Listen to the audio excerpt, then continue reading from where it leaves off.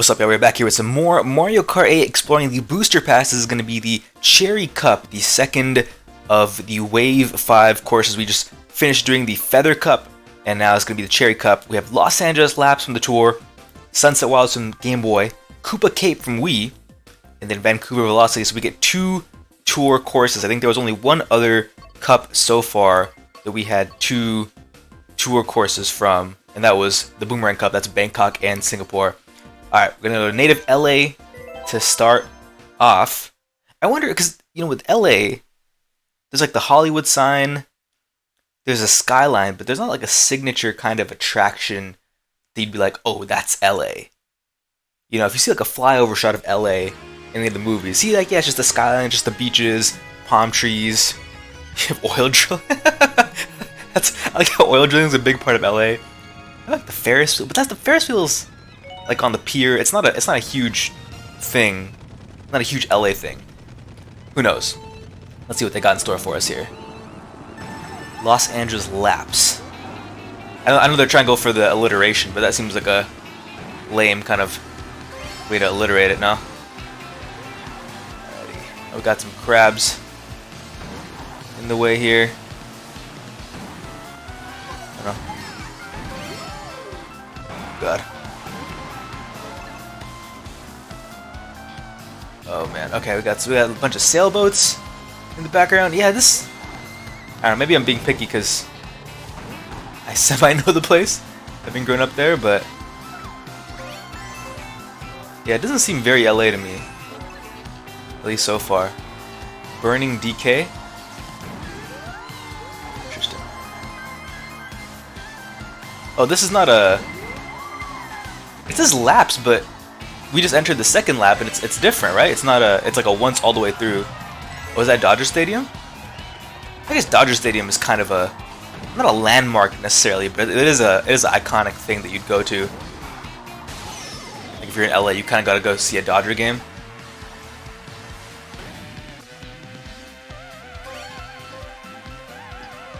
Huh. Dang it, I messed up that drift. Alright.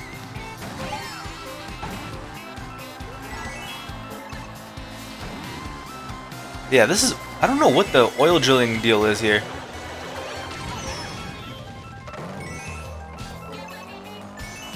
Or is it supposed to be like with the tar pits? Is that kind of the homage they're going for? Although, I mean, again, that's La Brea, it's not really LA. Also, the tar pits are like one of the most overrated attractions in history. It's like, why is this a thing? Why do I care about it? It's like you go see the pits, and you're like, okay, it's just tar. It is as advertised. They're not like deceiving you, but it's just, hey, it's a pit full of tar. It's cool to learn about it, like learn about how it works, and the science, as opposed to actually seeing it. Because it's not pretty to look at. I wonder how many types of those attractions there are around, where it's like, hey, I'd rather just go learn about this in a class or in like a YouTube video instead of actually going to see it. But yeah, that was specifically oil drilling, right? It wasn't the tar pits. Yeah, a little bit underwhelmed by that one, especially since it was a once all the way through course and they had a chance to show off a lot more stuff.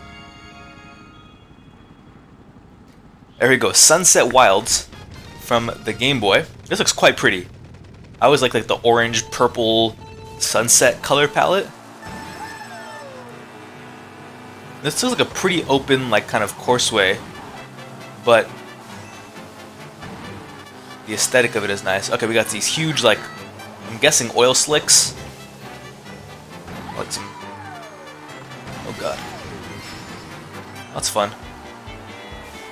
The music is very delightful in this part. We got like, oh my god, we got some miners, I guess, with those pickaxes. Like they're not even mining; they're just dancing around. Love it.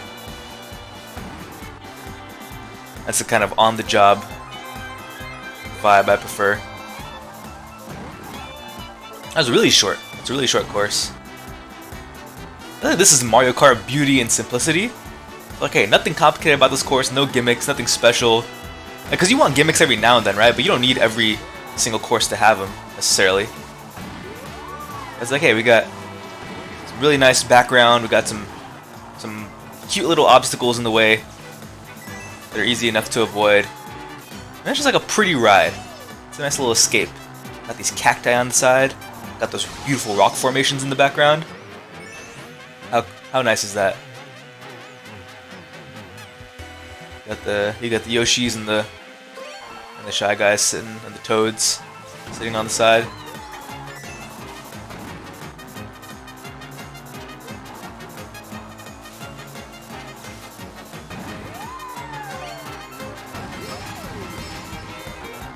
Okay, so you only need to hit 2 of those to really boost yourself across. You don't need all 3. The third one's just there as an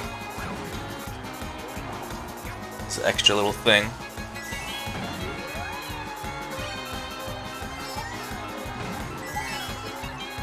Alright, we should be good on this one. Pretty easy. I was playing some 200cc on the courses we've already done because I do want to try to complete the game. So obviously the only way to complete the game is to get perfect scores on all the courses. 60 points, so basically first place in each of the 4 courses at 15 points apiece gets you 60 points.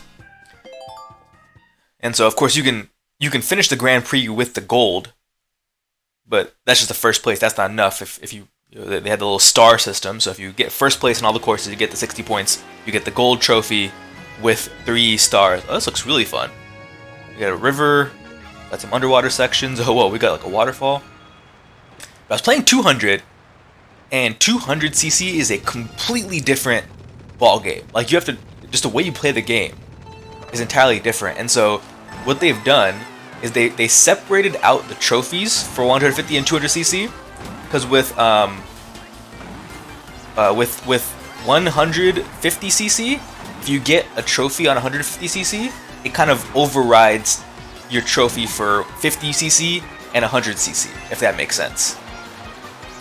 You have to so if you get a perfect game on 150cc, then you don't have to go through and, oh god, what am I doing? You don't have to go through and replay that same pre on 100 or 50cc, you know? But they separate out the trophies for 200 because it's such a different game. So if you get a trophy for 200cc, it doesn't overwrite your trophy for 150cc. You still have to beat the game on 150, which I think makes sense because it's really 2 different sports, you know? It's like comparing like college basketball and NBA. It's just, you can't compare them. They're just played very differently, you know? And actually Mirror is its own thing. Mirror is its own trophy, even though it's the same speed as 150cc, which I think is like interesting. I don't know whether I agree with that, but that is what it is.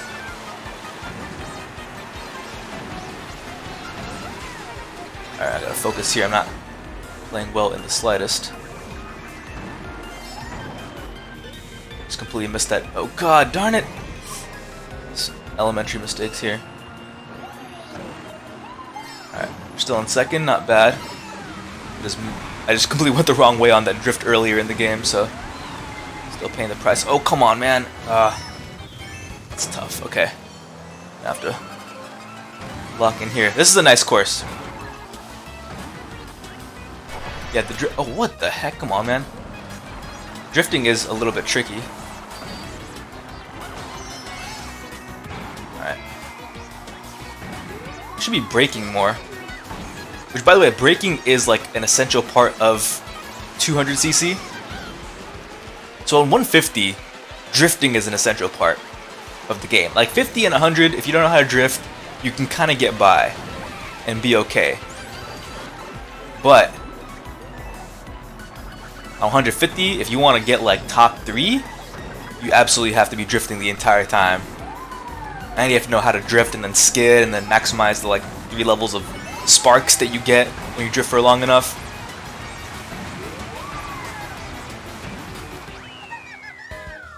But on 200cc, since it's going so fast, you don't have as much like time to drift on some of these tighter turns, especially the hairpin turns. So you have to be actively braking while you're doing that drift, which is why I really like the feature they added in this game specifically. They added an auto accelerate feature, which means you don't have to be pressing A the whole time to accelerate. So your finger can just be on the B button, which allows you to brake whenever you want without having to also simultaneously press A to accelerate, you know? So it makes it a little bit easier in terms of the actual button presses. Okay, Vancouver Velocity. I'm excited for this one. Vancouver is one of my favorite cities in the entire world. Even though when it comes to going abroad and checking out other places, I generally like places that have a lot of historical attractions. I love when a city has history that's built into it and they've preserved it. They preserve these like artifacts or remnants while building around it and making the rest of the city more modern, which is why I really love like Rome and Athens and places like that. Those places are awesome. But Vancouver is obviously nothing like that. It was obviously settled a lot later than, you know, some of these other European historical cities. Ow. But even given that, Vancouver is really awesome. In my opinion, it might be a hot take. I don't know if it is. It's like New York, but better. Like, it has that same blend of, like... Oh, God, I had the ban out, man. That's a bad line. Take out of context. Oh, my God, man. At least that takes me forward. Yeah, it has the nature and the urban kind of parts of New York City all in one. It has... The food is, in my opinion, just as good. It's as much of a food hub. Maybe not as much. I guess it's a stretch to say something is as much of a food hub as New York City is. But it's got great food. Got great nature. The people are super nice. And it's clean.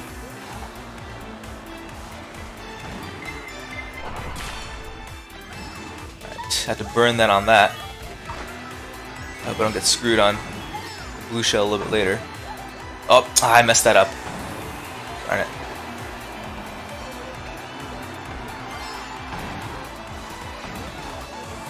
On the second lap here. Get out of the way. Okay, good.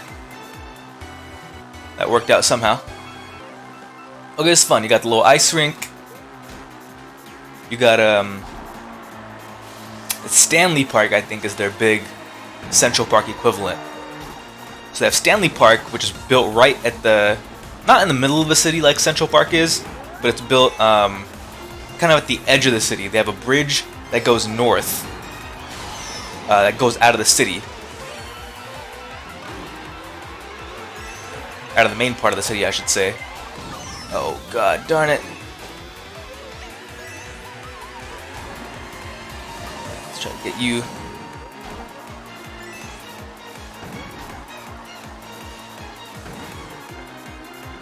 Are we good? We're clear? Nice. Yeah, you can see the peaks in the background. That's like the Whistler area. So in the summer, it's beautiful. Because I've gone, I think, 3 times now, just only in the summer. Or maybe even in the spring. And you can take a gondola ride all the way to the top, and it's gorgeous. And then, of course, in the wintertime, it turns into like a ski destination. That's that bridge. You just saw it kind of in the right corner there. I forgot the name of the bridge. But it's the bridge that takes you out of the city. They only have one major bridge there. That was really nice. Overall, I think I liked that third. The second and third courses were a lot of fun in this one. Still a little bit underwhelmed by the LA laps course at the very beginning of that, but can't hit on all these tour ones. Generally, the tour courses have been my favorite ones, which I kind of hold them to a bit of a higher standard here. But alright, that is a perfect score on the Cherry Cup, and we'll pick it up next time with the beginning of the final wave for Mario Kart 8.